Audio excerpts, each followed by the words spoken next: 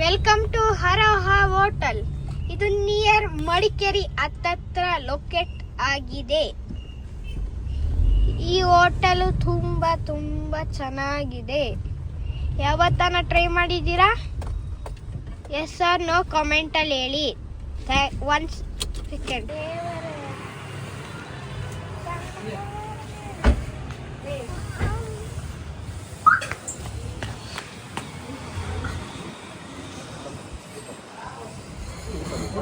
ನಾಳೆ ಊಟ ಆದರೆ ಟೋಕನ್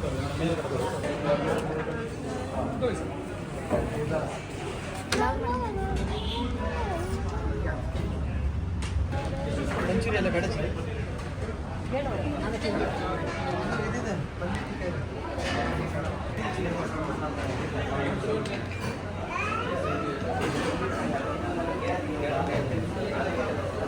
ನೋಡಿ